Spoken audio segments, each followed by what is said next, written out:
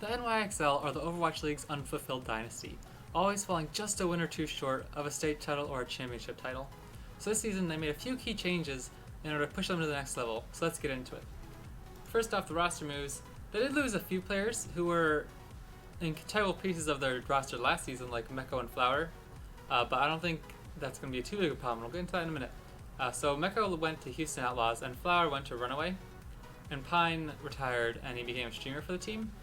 So all three of those guys I think are talented, and I think Meko definitely deserves a starting spot in the Houston Outlaws. But there was definitely talk about him being the weak link for the New York XL. Not that he was bad, but we kind of hold the Excelsior to the higher standard, you know? And especially with...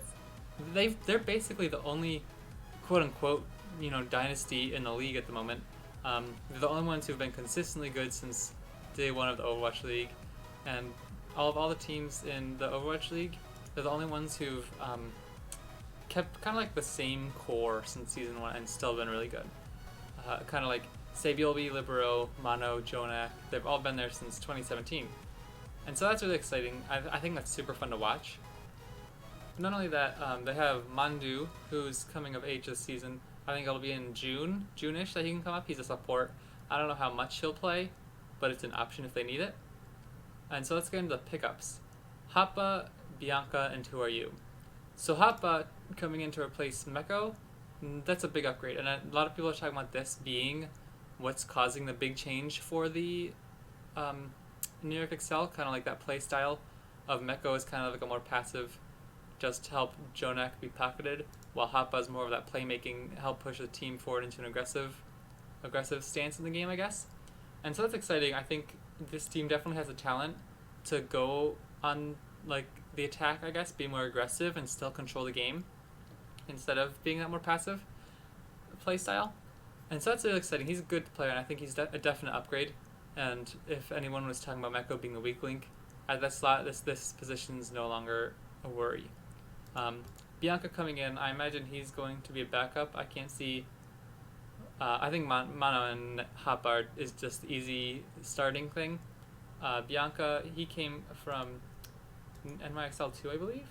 Yeah, so he came from NYXL2. They got 56 in the Gauntlet last season, which isn't horrific, I suppose. But it's cool that they're developing young players, and they're kind of like molding them in their system of how they want them to play. So that's really cool. One day maybe he'll play for them. I don't imagine he'll get much playtime this season, though. Support line, I don't think much needs to be said about this. Jonak and Animo are one of the best support duos in the league, I think. Obviously, everyone knows Jonak's a superstar. And Animo, I think he's super solid as well. So, with that tank line, I think of Mono and Hoppa. And then sports, Jonak and Animo. That's a consistent starting four you almost never have to worry about, right? I think that's just going to be top of the league. Everybody expects them to be top of the league, just like they've been, the past few seasons. But then once it comes to DPS, it gets a bit more interesting about who's going to start, because superstar pickup, Who Are You? He's finally age eligible to play this season. And I don't really know what they're going to do here, because Sabioli, I think he's a superstar DPS. I think he's one of the best in the world. And then you have Libero and Nene. I think Nene's going to be back up. I'll just put that out there. I don't really think he's here to start. But Libero, super consistent DPS. A lot of people are talking about him. Maybe he's not at his peak the best player in the world, but he's never bad. He's always really good and really solid for this roster. But then you have Who Are You coming in, and he has the potential to be a superstar carry, another one next to Sabioli and Jonak, like all that stuff.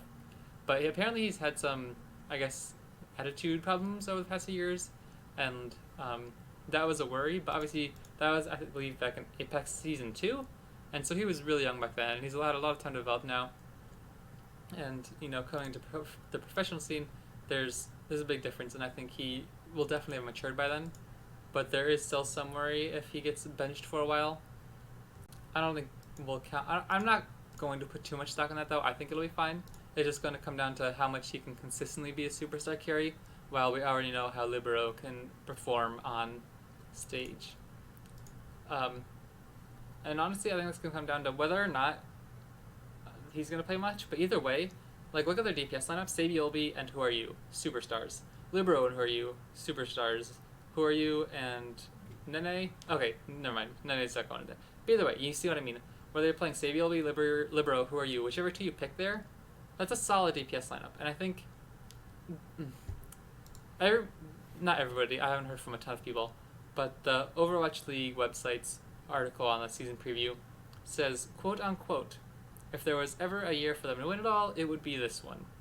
And I have to agree, I think they're at an all-time best of what their roster looks like, but you're changing a lot on this team, and there's always that chance it could go wrong, even if, in theory, the new players should be better, the chemistry might not be there, anything that happens, you could ruin something really great. Do I think that's going to happen?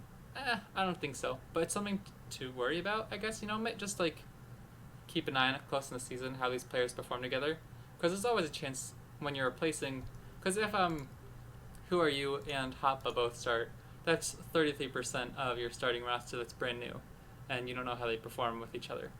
So I think they'll be fine. I really do. Everybody expects them to be top 3 in the league again, if not top 2. But there's some worry about it, So let's get into their previous record. Last season, why am I looking at the 2020 season? That doesn't even make sense. 2019 season, in the league, they finished 3rd place, of course, 22-6, which is exceptional, and no one's going to complain about that. They were 4 games ahead of the Hangzhou Spark, and they had a positive 40 map differential. So it's going to be really hard to improve on that, obviously. I mean, 22-6 is a really good record, but they're going to be looking for some stage playoffs, or they're not doing stage playoffs. Anyways, they're going to be looking for a championship, obviously. Last season, they went 7-0 in stage 1, 5-2 in stage 2, 7-0 in stage 3, and they actually went 3-4 in stage 4 when 222 Rock was announced, and so that's kind of would have been the worry if they kept the same roster.